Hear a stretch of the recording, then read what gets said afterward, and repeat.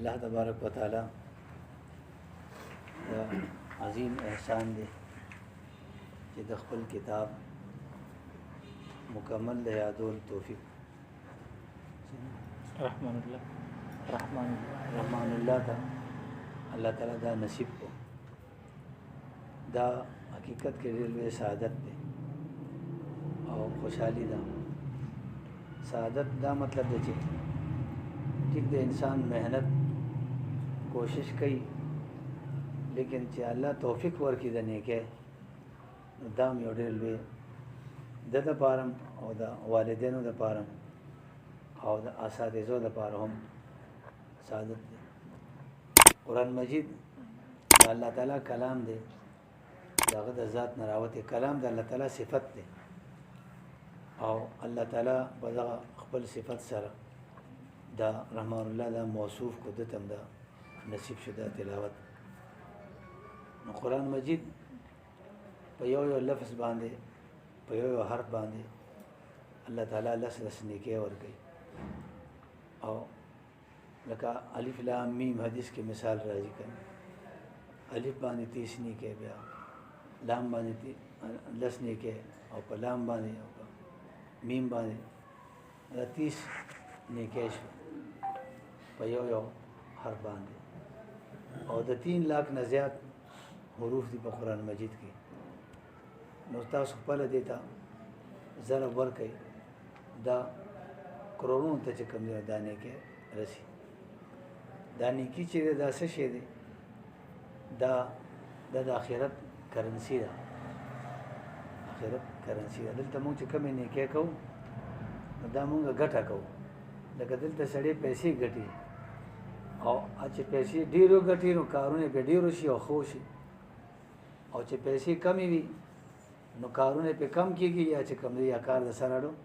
ونی شي. خو شرط دا دی چې دا کمه کمۍ نیکي د ګټلې دا آخرت کې کوټه نه خېږي، کوټه نشي او د دنه بې ځایه خرڅ نشي. کله سړی ګټي خو هغه ته نه څوک ووایي نو بیا د کار خراب شي. دلته چې سړی نیکۍ ګټي د هغې وانه دا ده چې دی ورسره ګناهونه وکړي نو هغه نیکۍ ځان ته وسوځوي. ګناهونه چې دي نیکي سړی ګټي خو ګناهونه یې سوځوي. نو کوشش بیا دا پکاري چې تلاوت په شکل کې نیکۍ وي یا نور شکل کې چې دا د آخرت لپاره محفوظ پاتې شي. سړي دا خیال چې ما ډېرې پیسې ګټلې دي مطمئن یې وخت یې څوک وایي یا لاړ شي او خو یې خو غلا شوې ده ما ته په لاس سره نه غم. په دې کې دا امکان شته چې دوی ما خو نیکۍ ډېرې ګټلې، ما تلاوتونه ډېر کړي دي، خو دلته ورسره ګناهونه کړي وي چې هلته لاړ شي چې وګوري نو هغه نیکۍ نه وي. نو دا کوشش کوي چې دا نیکۍ محفوظ پاتې شي او د نیکۍ د محفوظ کولو طریقه دا ده چې د سړي د ګناهونو نه ورسره ځان ساتي. چې ګناهونه ځان ساتي دې ته وایي پرهیز. هغه دوایي اثر کوي چې سره پرهیز وي. که اعلی نه اعلی دوایي سړی خوري خو چې ورسره پرهیز هغه دوا چې دي او دوایي هغه اثر نه کوي. د نیکۍ اثرات آخرت کې چې ښکاره کېږي نو هغه بالا ښکاره کېږي چې ورسره ګناهونو نه پرهیز شوي وي. نو د دې تلاوت دا نیکۍ او دا مطلب دی چې ډېرې زیاتې دي. او یو ځل وایي امام احمد بن حنبل رحمت الله خپل زوی تپوس وکړو چې کوم یو داسې عمل دی چې الله تعالی ته هغه سړی ډېر قریب کوي. لکه نیکو سره سړی الله ته نږدې کېږي، د الله تعالی قرب او تعلق چې کوم دی پیدا کېږي. او زموږ مقصد هم دا دی چې الله سره تعلق او قرب چې کوم دی پیدا کړو او تعلق او قرب چې پیدا شي نو بیا هغه چې دی الله تعالی ته سوی الله تعالی هغه پوره کوي. تعلق وایي دې ته که نه آشنایي او تعلق دې ته وایي چې اوس یې پېژنم زما سره تعلق دی. څه مطلب دی چې دې پېژنې تعلق یې نو دې ورته زما دا کار دی وایي بالکل سرپسته. د قرب او تعلق دا مطلب دی. نو دا امام احمد بن حنبل وایي رحم الله چې الله تعالی سره زیات قرب او تعلق چې پیدا په تلاوت پیدا کړي. چې کوم سړی تلاوت ډیر کوي او صحیح تلاوت کوي نو په دې سره د الله تعالی قرب پیدا کیږي. زمونږ تلاوتونه چې دي امون خو کو هغه اکثر غلط دا مطلب چې د تجوید مطابق نه. تجوید دي ته وایي چې حرف د خپل مخرج نه ادا کیږي او بیا د هر حرف څخه صفات وي چې دا په پر وای کده باریک وای دي کې به اخفا کې هزار دي صفات دي خپل. نو هغه لفظ چې مخرج نه راوځي د خپل صفت سره تجوید مطابق نه دغه هر باندې بیا الله تعالی ثواب ورکوي او قرب او تعلق پیدا کیږي. نو چې کم سړی تلاوت کوي دته د الله تعالی قرب حاصلېږي.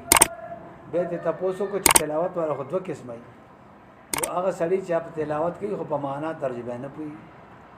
یو هغه سړی چې تلاوت کوي او په مطلب یې پويږي خو سوچ سمجھ سره وي. تلاوت کم تلاوت مراد دی چې باغې د الله تعالی قرب حاصلېږي. نو ورته چې دا تاسو ته کو چې په پوي سری کنه پوي سری الله تعالی ورته چې هر څنګه چې دې په فهم سره کوي که بغیر د فهم سره کوي او زما قرب ورته حاصلېږي. او شرط دا دی مطلب دی چې تلاوت خو وی کنه اوس یو سړی تلاوت کوي هغه د حرف صحیح نه ادا کوي یا غلط وای یا زر وای. د قرآن تلاوت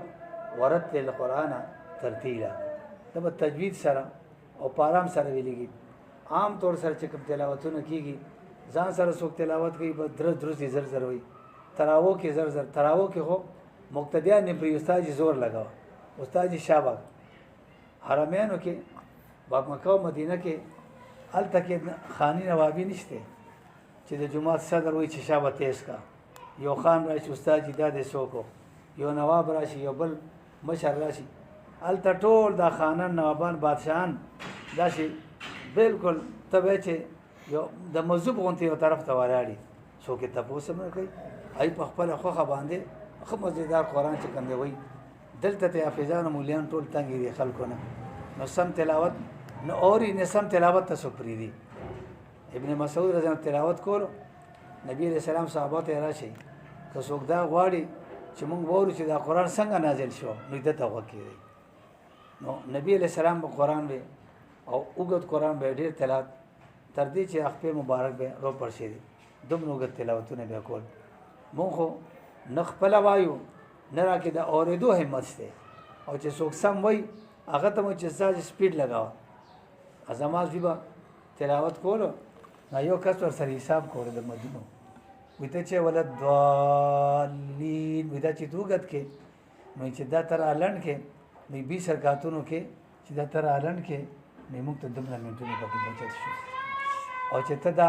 ولد ضالین وګت کې شل تراوی وکنه نو 2 منټونه موږ باندې سیوا راشي دا مدونو حساب ورسره کو د منټونو. دا زمونږ حل دی د خدای او چې څوک نات وای او ښه आवाज سره وای لهجه مخوي نو باغې مونږ پویږو نو به ورته سرونه تاو راتاو چې دا ناس بیا وایا. اوس په قرآن مونږ پویږو نه هغه د قرآن خپل یو خوند دی د دې خپل یو خوند دی د خپل یو رنگ دی که څوک نه پویږي په معنا هغه ته مزه ورکوي خو چې کاری صحیح وي. یو ځلې قاری عبدالباسط رحمت الله علیه د جمال عبد الناصر غالبا د مصر صدر ځان سره بوتلو روسته اول ځل د روس صدر وته چې تا مونږ ته تحفه راوړنه د مصر وې زبر ځل برازمه او تا ته بزا تحفه راوړم ځان سره قاری عبدالباسط بوتلو چې دې بوتلو او هغه ټول مجلس دی او قسم زیو نه لکه سپیکر او تنظیم او هر نو ورته تاسو گیفت نه وروي نه ارما وروړي وې سب عبدالباسط قاری صاحب ته چې شوروش وې دا ما گیفت وروړي نغم د دنیا د منل شي کاریو عجیب عجیب تلاوتونه دي هغه شکاری بیا مشکل تر قیامت پیدا شي. نو قاری عبدالباسط اوس هغه خلک چې هغه دین او مذهب کو فرسکه چې هغه خدای نه د سره منکر روسیان چې دی هغه شبل شانتی دي کافران نورم دی خدا پکې بل شانتی کافران دي او د تلاوت کو او دا چې تلاوت کو چې د ټول سترګو نوخ روانه اوس کافرانو جره ټول هغه आवाज کې تاثیر او قران کې خپل یو داسې تاثیر دی سوخه قران وای او आवाज هم خدای ورکړي نو هغه چې سوکوري پاغي باندې یو د هغه خپل یو اثرې ټول بیا اوري دا چونکې د الله تعالی د ذات نراوت کلام دی د الله تعالی صفت دی دا هغه خپل یو خوند دی هغه خپل یو رنگ دی او چې بیا ښه आवाज سره وای خلهجی سره وای او تجوید سره وای هغه نورم چې کوم نشي خوند را پری دي په دې حرمینو کې دا اوس دلته ډېر خولي قرآنونه وای ډېر زیات ماشومان دلته پیدا شوي ډېر خولي قرآن وای مختلف لهجو کې وای دا خو د دې بچو تربیت نه لشي دا زمونږ نه غلطي کیږي چې موږ د دې بچو تربیت نه کوو چې دوی ته موږ تلاوت وخایو تجوید وخایو حفظ پیو کو نو اعلی ماشومان پکې چې کوم نشه دي دا روزي بغیر تربیت نه مونږ نه پاتې شي بس دا غسیلوي شي چاته پته مې چې د आवाज څنګه او دا کې سم نه صلاحیتو بس دنیا نه دا غسیلار شي نو دې لپاره ټول دا کوشش کوي چې کم از کم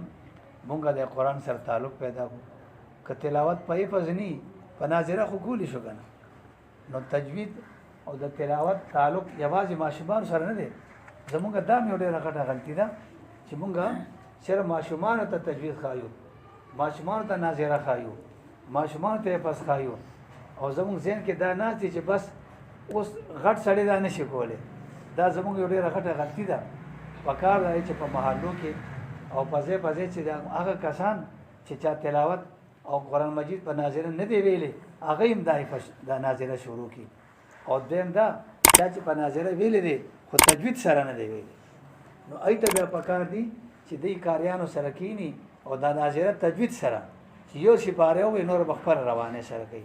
نو کوشش دا کوي چې هر عمر والا تلاوت کوي کاغه بیا حفظ کوي صح بیان کی کنه او که ناظره کوي زده کی او که تجوید کوي نو تجوید سره با مدې ته ټول کوشش کوي او دا پیغام او دا आवाज چې کوم دی عام کوي چې هر جماعت کې هر عمر والے چې کوم دی یا ناظره شروع کی یا تجوید سره قرآن مجید شروع کی دا نه وي چې بس اوس خلا په خشوا او دماغ پوښ شو اوس مې خلا په راوړی نه دا چې فضل خبرې دي صحابه کرامو زمانہ کې قرآن چې نازلې دو مې کې دانو چټول داسې ماشومان باغی نازل شوی قرآن زده کو څوک پکې لویو څوک پکې وړوکو څوک خزاوه څوک سړیو ټول قرآن مجید کوم څه دي وړول ټول زده کو او تجوید سره چې کوم څه دي زده کو نو موږ ته پکاري چې هغه صحابه کرامو غونډه ماحول پیدا کو چې د دین باره کې کوم واړیو کلویو که زنانیو که نارینیو چې دا قرآن او دین او تلاوت دا زده کو الله دې موږ ته عمل توفیق راکړي